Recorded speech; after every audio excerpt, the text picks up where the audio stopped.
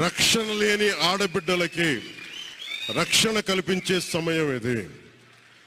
ఆడబిడ్డల్ని, మహిళల్ని వారి కాళ్ళ మీద వాళ్ళు నిలబడగలిగేలా చేసే సమయం ఇది. నేను ఈరోజు ప్రభుత్వ ఉద్యోగులు కూడా మాటిస్తున్నాను. కంట్రిబ్యూటరీ పెన్షన్ స్కీమ్ నేను చెప్పాను, నేను బాధ్యత తీసుకున్నాను, నేను మర్చిపోలా. ఏరు దాటాక తెప్పగలిసే రకం కాదు నేను. కాంట్రిబ్యూటరీ పెన్షన్ స్కీమ్ దానికి సరి సమానంగా అది కానీ మీకు న్యాయం వచ్చేలాగా సంవత్సరంలోపు తీసుకొస్తాను అని మాట ఇచ్చాం. తీసుకొచ్చి తీరుతాం. ఆ మాట మీకు ఇస్తున్నాం.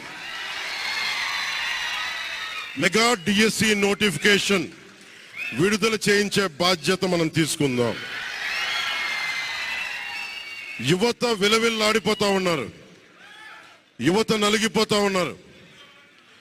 మీ చదువులకి తగ్గ ఉద్యోగాలు కానీ, మీ స్కిల్స్ని పెంపొందించి మీకు ఉద్యోగాలు కానీ, నేను మీకు చెప్తున్నా, నాకు చాలా పెద్ద బాధ్యత ఇచ్చారు ప్రజలు. ఈ రోజున మామూలు బాధ్యత ఇవ్వాల.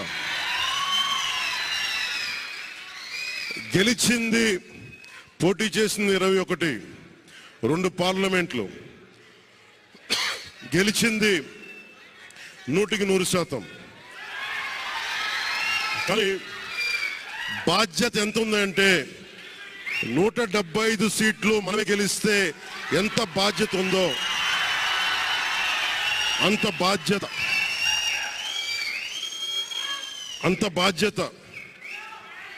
బాధ్యతతో మేము పనిచేస్తాం. యువత నలిగిపోయారు, నేను మర్చిపోలేదు. ఆడబిడ్డలు ఇబ్బంది పడిపోయారు, మేము మర్చిపోలా. సగటు మధ్యతరగతి మనుషులు నలిగిపోయారు. రోడ్లు వెయ్యేలా గుంతలు వేశారు, అరాచకం చేశారు. అవన్నీ శాంతి భద్రతలు చాలా చాలా బలంగా ఉంటాయి, మీకు నేను మాటిస్తున్నాను.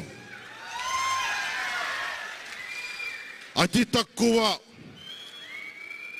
వ్యవస్థల్లో రాజకీయ ప్రమేయం చాలా తక్కువ ఉండేలాగా అధికారుల్ని వారి పని చేసుకునేలాగా ఈ ప్రభుత్వం ఉంటుంది, కూటమి ప్రభుత్వం ఉంటుంది. రైతుకి కష్టం వస్తే హక్కును చేర్చుకునే ప్రభుత్వం తప్ప తిరస్కారంగా చిన్నచూపు చేసే ప్రభుత్వం అవ్వదు మనకి ఈ కూటమి ప్రభుత్వం.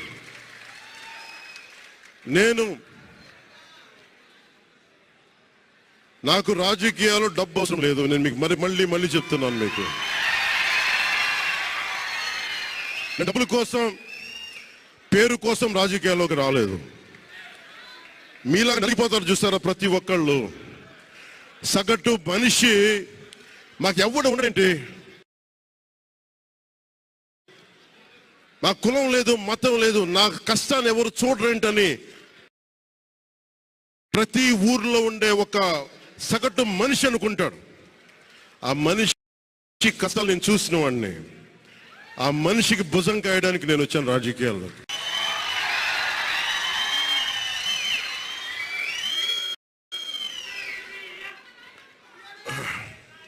ఎక్కడికి ఓడిపోయాను 2019లో ఓడిపోతే నా మానసిక స్థితి ఎలా ఉందో ఆ రోజున, ఈరోజు గెలిచినప్పుడు కూడా నా మానసిక స్థితి అలా ధైర్యంతో ఉన్నా. గెలుపు నాకు బాధ్యత ఇచ్చింది కానీ అహంకారం ఇవ్వలేదు. రాదు. ఇంకా భయం వేసింది. అందరూ నాకు శుభాకాంక్షలు తెలియజేస్తా ఉంటే నాకు భయం వేసింది. ఎందుకంటే ఇల్లు అలకగానే పండగ కాదు ఇది. ఇల్లు అలకగానే పండగ కాదు. చాలా చాలా బాధ్యత కూడుకున్నది.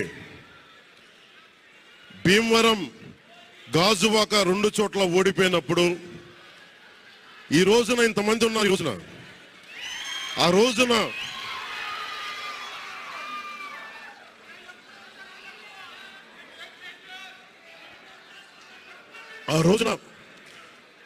నా పక్కన నన్ను నమ్ముకున్న కొద్దిమంది తప్ప.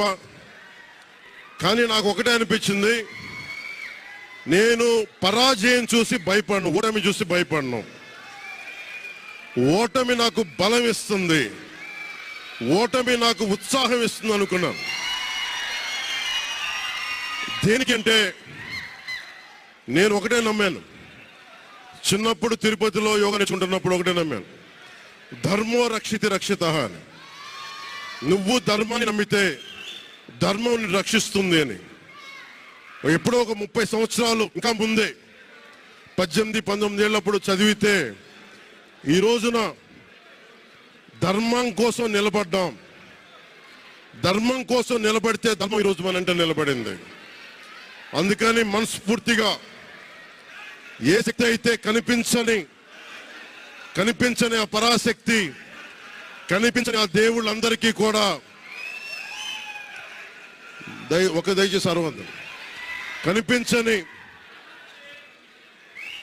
కనిపించని దేవుళ్ళందరికీ కూడా ఈరోజు నేను కృతజ్ఞతలు తెలియజేసుకుంటా ఉన్నాను. మనస్ఫూర్తిగా మీ అందరికీ, పిఠాపురం ప్రజలందరికీ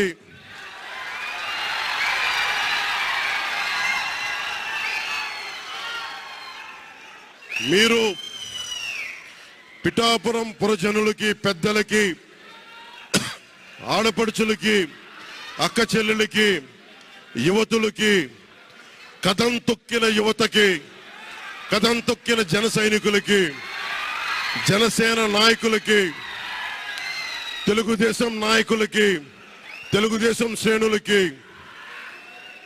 తెలుగుదేశం నాయకులు వర్మ గారికి,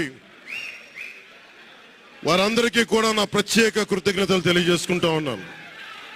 మీరు పిఠాపురంలో పవన్ కళ్యాణ్ గెలిపించలేదు, కేవలం పిఠాపురం ప్రజలు పవన్ కళ్యాణ్ ఒక్కడిని గెలిపించలేదు, 5 కోట్ల మంది ప్రజల్ని గెలిపించారు. మీరు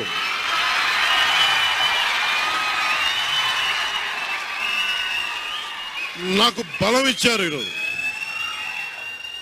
మీరు గుండెల్లో పెట్టుకొని ఓడిపోతేనే ఇంత బలంగా నిలబడినవాడిని, ఇంత బలంగా నిలబడ్డవాడిని. మా ఇంత గెలిపించి కాదు మీరు ఇచ్చింది, చిన్నపాటి జయం ఇవ్వాల, ఆకాశం అంత విజయం ఇచ్చారు మీరు మాకు, మా కూటమి ప్రభుత్వానికి. ఇది గుండెల్లో పెట్టుకుంటాం, నిలబడతాం, నిర్మాణాత్మకంగా పనిచేస్తాం. మీ కష్టాలలో మీ ఇంట్లో ఒకటిలాగా నేను ఉంటాను, మీ అందరికీ మాటిస్తున్నాను.